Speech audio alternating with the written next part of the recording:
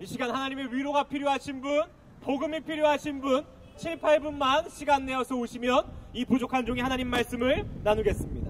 오늘 제목 나 같은 죄인 살리신 이란 제목으로 하나님 말씀 나누겠습니다. 말씀 제가 대표로 읽겠습니다. 마태복음 9장 13절입니다.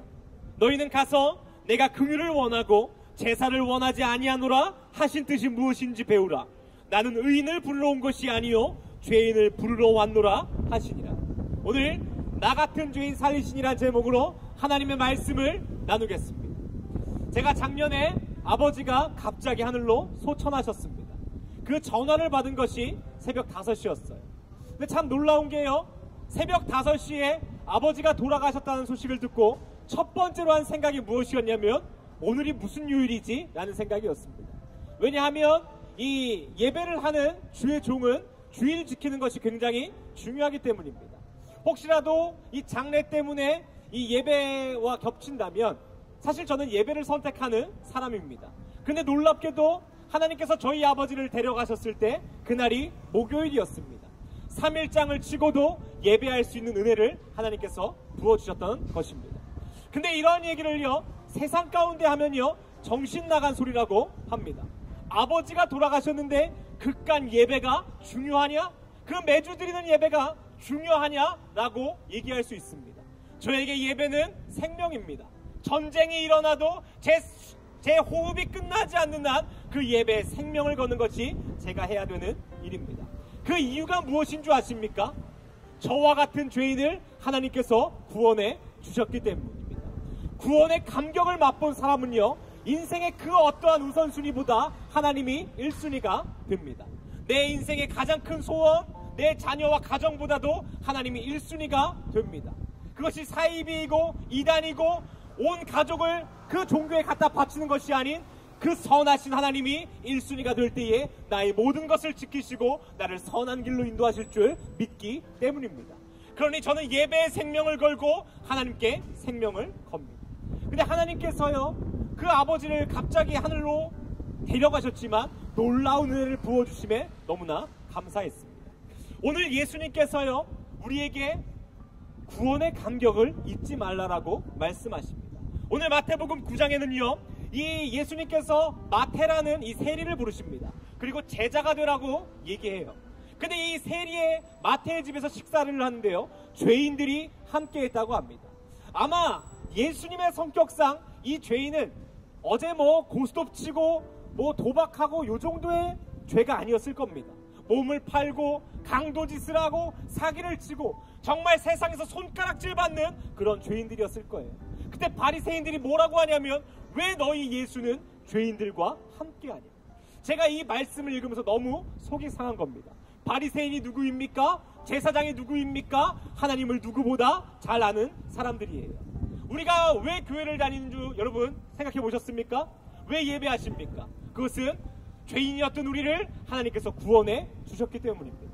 근데 이 바리새인들과 제사장들이 오늘 뭐라 그러냐면요 자신의 죄는 돌아보지 않은 채 그 죄인들을 손가락질하는 것입니다. 자신은 구원받은 삶, 거듭난 삶이 아니라는 거예요. 오늘 바리새인과 제사장의 삶이 무엇이냐면 하나님을 아는 삶인 것입니다. 그 구원의 감격을 맛본 삶이 아니라는 거예요. 오늘 예수님이 뭐라고 합니까? 건강한 사람에게 의사가 필요하냐? 내가 왜 왔냐면 죄인을 부르러 왔노라. 저는 이 말씀 가운데 은혜를 받습니다. 왜냐하면 제가 죄인이기 때문입니다. 저와 같은 죄인을 하나님께서 부르러 예수님을 이 땅 가운데 보내셨습니다. 그것이 은혜가 되신다면 오늘 구원받은 삶이고 거듭난 삶일 줄 믿습니다. 그러니 바리새인과 같이 손가락질하는 삶이 아닌 내가 죄인임을 인정할 때에 하나님은 나의 구주가 되십니다. 예수님은 나의 구원이 되십니다. 그런데요 사탄은 놀랍습니다. 우리가 구원받았고 그 거듭난 인생을 사는데 사탄은 작은 문제 하나로 우리의 삶을 흔들어 놓습니다. 그리고 그 구원의 감격을 잃어버리게 만들어요. 부모에게는 자녀를 문제를 줌으로써 구원의 감격을 잃어버리게 합니다. 또한 물질이 없을 때마다 구원의 감격을 잃어버립니다. 내 미래, 내 직장 가운데 구원의 감격을 잃어버립니다. 사탄이 우리의 그렇게 마음을 선동질할 때에 우리의 삶이 어떻게 됩니까? 하나님을 원망하게 됩니다. 하나님은 왜 내 삶 가운데 더 이상 일해주시지 않죠? 하나님 왜 은혜를 부어주시지 않죠? 그러나 여러분, 그 작은 문제가 생명보다 큽니까? 그렇지 않아요.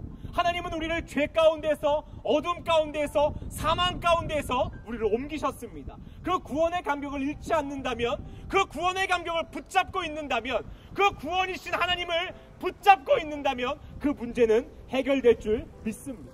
근데 사탄은 그 작은 문제로 우리의 삶을 흔들어 놓는다는 거예요. 그럼 여러분, 혹시 감사를 잃어버리셨습니까? 오늘 불평과 불만, 또한 염려와 의심이 내 삶 가운데 가득하십니까? 그것은 우리가 구원의 감격을 잃어버렸다는 것입니다. 오늘 바리새인과 그 제사장과 같이 살아간다는 것입니다. 그러니 구원의 감격이 회복되기를 이 시간 간절히 원합니다. 두 번째로, 구원받았다면 나만 구원받는 것이 아닌 나의 자녀와 나의 부모와 형제가 같이 구원받는 사람 되기를 원합니다. 사마리아 여인 기억하십니까? 그는 모든 사람이 손가락질하는 정말 죄 많은 사람이었어요. 근데 그가 죄 사함을 받고 예수님을 만나고 하는 일이 무엇인 줄 아십니까? 모든 사람에게 예수님을 전한다는 거예요. 여러분, 나만 구원받고 나만 죄 사함 받은 것이 아닌 예수님 만나십시오. 그게 접니다. 제가 그 사마리아 여인보다도 더럽고 추악한 종이었지만 하나님께서 저를 구원하셨습니다. 그러니 복음을 전할 수밖에 없는 것입니다. 그러니 예수를 믿으라고 할 수밖에 없는 것입니다. 나 같은 죄인을 살리신 하나님을 기억한다면 오늘 우리는 일어날 수 있습니다. 왜냐하면 죄 가운데, 어둠 가운데 나를 일으키신 분이거든요. 그 작은 문제 하나로 나는 쓰러질 수 없습니다. 왜냐하면 나의 하나님은 나의 구원이기 때문입니다. 그걸 믿으신다면 오늘 그 하나님을 바라보며 살아가기를 원합니다. 오늘의 말씀을 마치겠습니다. 세상 사람들은요, 자신의 욕심, 자신의 계획, 뜻을 이루기 위하여 살아갑니다. 내 자녀가 좋은 대학 가는 것, 내가 더 돈 많이 버는 것. 그런데요, 구원받은 사람은 다릅니다. 구원받은 사람은 소명을 위해 살아갑니다. 이 소명은 성경에 쉽게 얘기하면 이 영어로 콜링이라 그러고 부르심이라고 합니다. 예수님께서 뭐라 그러시냐면요, 양은 목자의 음성을 듣노라. 세상 예수 안 믿는 사람들은요, 목자의 음성을 들을 수 없습니다. 그러나 구원받은 사람은 목자의 음성을 듣습니다. 우리가 오늘 붙잡고 따라가야 하는 것은 예수님의 그 음성만임을 여러분 기억하시기를 바랍니다. 그러니 문제 가운데, 어려움 가운데 우리가 오늘 무엇을 붙잡습니까? 주님의 음성에 귀 기울이십시오. 하나님은 우리에게 피할 바위로 인도하시는 분입니다. 쉴 만한 물가로 인도하시는 분입니다. 그러니 나 같은 죄인을 살리신 그 하나님의 은혜를 오늘 다시 기억하고 그 능력과 그 힘으로 살아가는 우리가 되기를 이 시간 간절히 원합니다. 우리 시간 같이 한번 기도하겠습니다.